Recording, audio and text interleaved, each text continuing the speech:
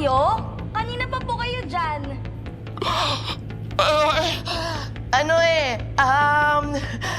Sumasakit lang yung tiyan ko.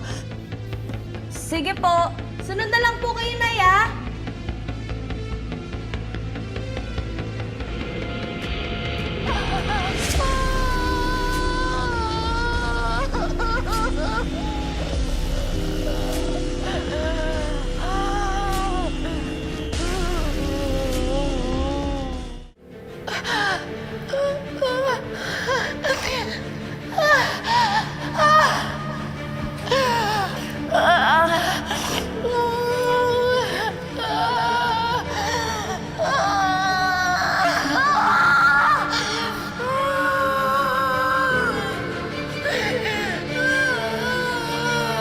We can run some tests. Hindi normal na dahil ang sakit ng ulo ay nawalan ka ng malay. Po, ate, napapadalas na yan, ha? Nakaka-worry na. Why don't you reconsider doctor's advice para malaman natin kung anong cause niya? Iba-iba ang mundo niyo. Makakalimutin din po kayo. Minsan natutulala kayo na basta may iba po sa inyo. Pwede mo yung madalas na pagsakit ng ulo mo, pa-check up mo yun.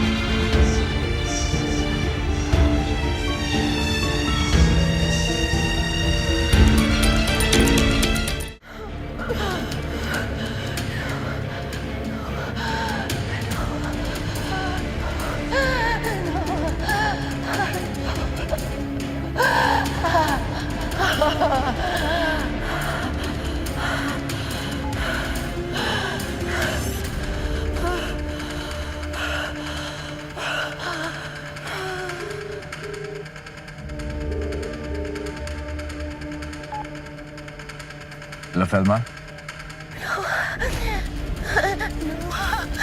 Anong problema?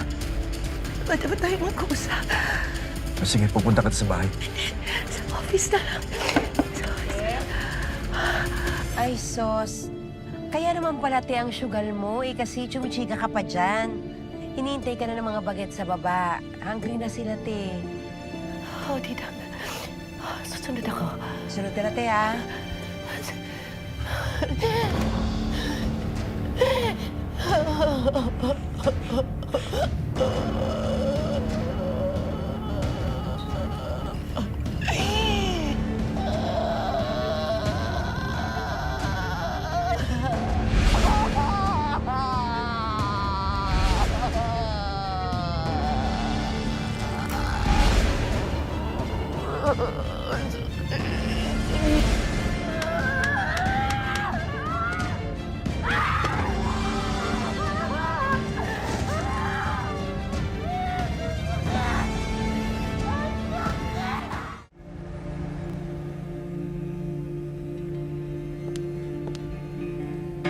Felma, Noah,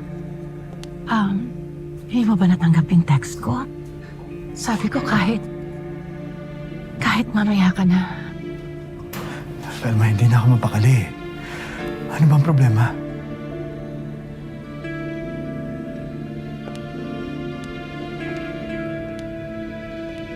Nagsinungaling ako sa'yo eh.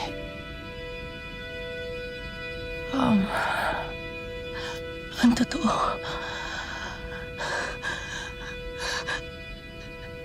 hindi ako okay. Hindi nawala yung pananakit ng ulo ko. What? Oo.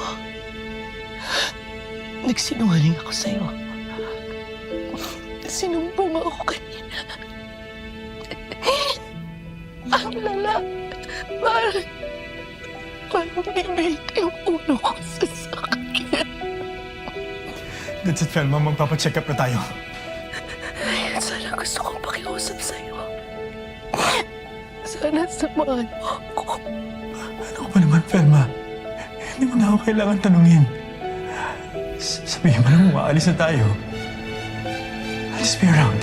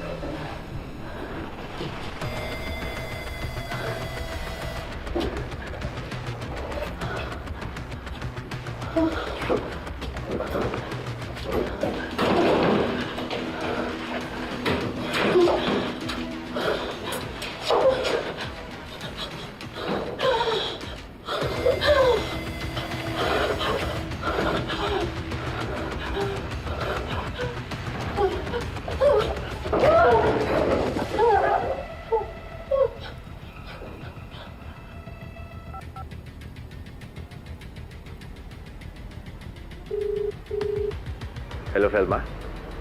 Felma? Felma? Hello, Felma? Felma, hello! Felma! Felma! Si Ma'am Felma po. May papapirmahan sana ako. Ikaw naman, syempre nasa office niya, di ba? Dumaan na po ako doon kanina. Wala po yata siya. Nakalak yung pinto. Mama Andrea, si Ma'am Pelma po. Mukhang may nangyari sa kanya sa office. Ano? Excuse me. Nay? Mars! Nay! Mars! Sigurado ba kayong nandito si nanay sa loob? Opo, ma'am. Narinig ko siyang sumigaw tapos biglang may kumalabog. Mars! Kunin mo yung spare key sa office ko. Okay po. Mars! Nay? Pelma! Felma! Nay? Ma'am? Dito na ako.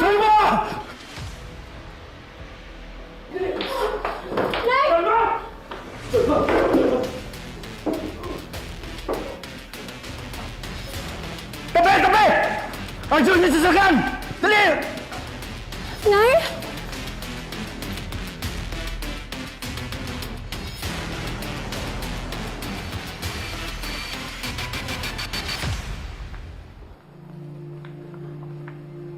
Let's put it by the bed. Patient coming. Nurse. Pero, Mr. Salvador, We found her unconscious. we'll take care of her. Don't worry.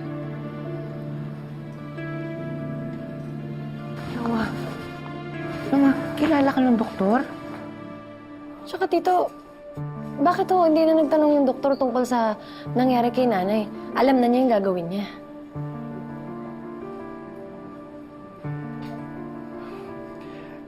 This is the second time na dinala ko nanay niyo rito. Bakit po? Severe headache. Teka, nadala mo na siya before. Anong sabi ng doktor nung una? Noah, may sakit si Felma, ah?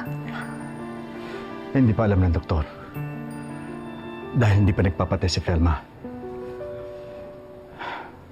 She's okay na daw. Stress-related lang daw. Pero dinala ko na siya kanina rito eh. And then this.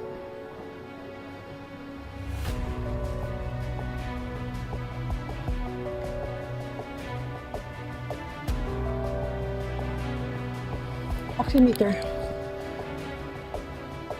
Blood pressure? Yes, Doc. Oo. Nurse, dextrose.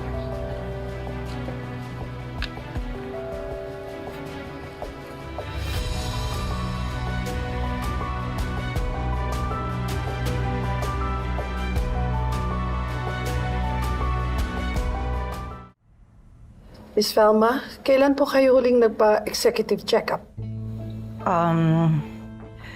mga early last year or last year.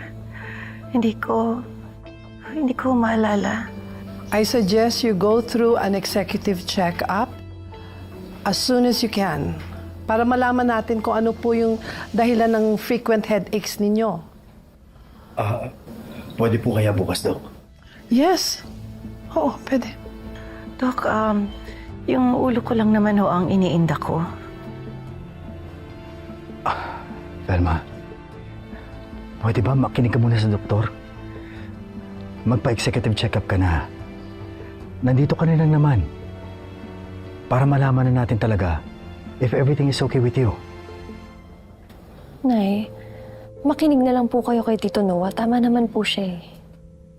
Mars, wag nang matigas ang ulo. Makinig ka na lang, ha? Okay. Sige, Doc. Okay? We'll arrange for it for tomorrow.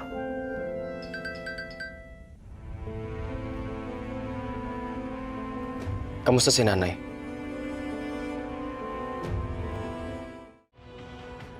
Ito po yung lumabas sa CT scan ninyo, Miss Velma.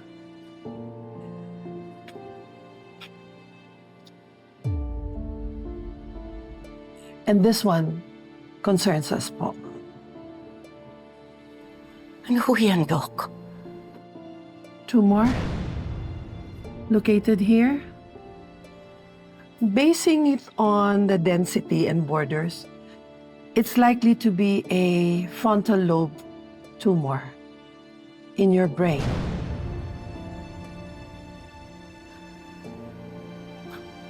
May tumor ako sa utak, Doc.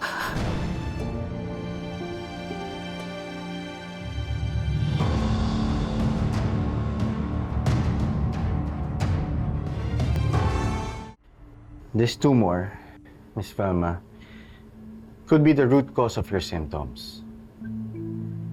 Dahil pinupush niya yung tissues na nakapaligid sa kanya. The location is critical. Dahil ang frontal lobe ang nagko-control ng judgment, behavior, memory, motor functions natin. We will schedule further imaging para mas malinaw yung boundaries ng tumor.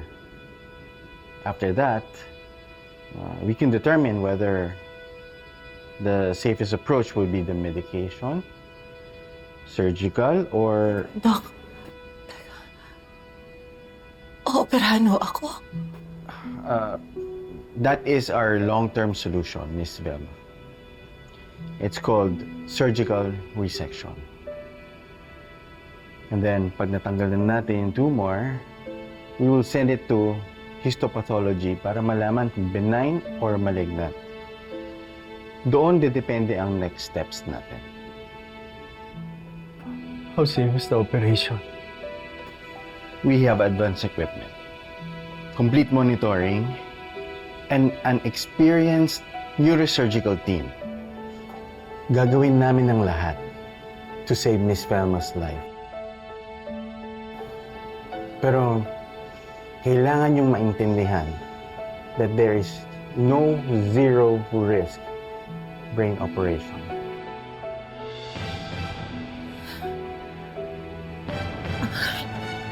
Velma!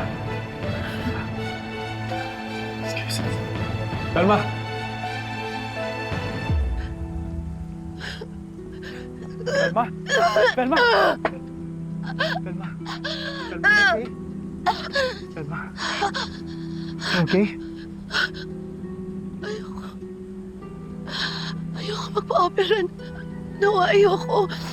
Baka hindi ako magising. Velma. Anong gagawin ko, Noah? I think you need to tell the kids. Hindi. Katatapos na lang problema ni Colleen. Tapos, iniwan pa kami ni Manuel. Velma, kailangan nila malaman. Karapatan nila yun. Alam ko naman eh, pero wag mo na.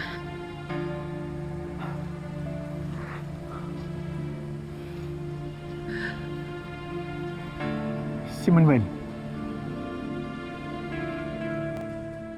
Dadagdag lang ako sa mga iniisip niya. At saka, ando na naman si Hazel eh. Hindi na para malaman niya kung ano mga nangyayari sa akin. Noah, ayoko mo nang may makakaalam dito. Okay. Let's keep it between us. For now. And let's deal with it together. Halika. Balikan natin, Doktor. Wag na. Yan lang din naman ang sasabihin niya eh. May tumor ako at kailangan ako operahan. Gusto ko lang ng second opinion. Sige. Si Emin, yung pinsan ko. Isa siya sa top neurologist sa Davao. Pwede ko siya papuntahin dito. Telma, okay ka na ba? Since ayaw mo nang bumalik sa doktor, gusto mo umuwi na tayo para makapagpahinga ka? Ayoko pa umuwi. Manood tayo ng sine? Ha? Sine? Oo. Manood tayo ng sine. Tapos, mag-spa tayo. Kasi ang tagal ko na rin hindi nakapagpamasahe.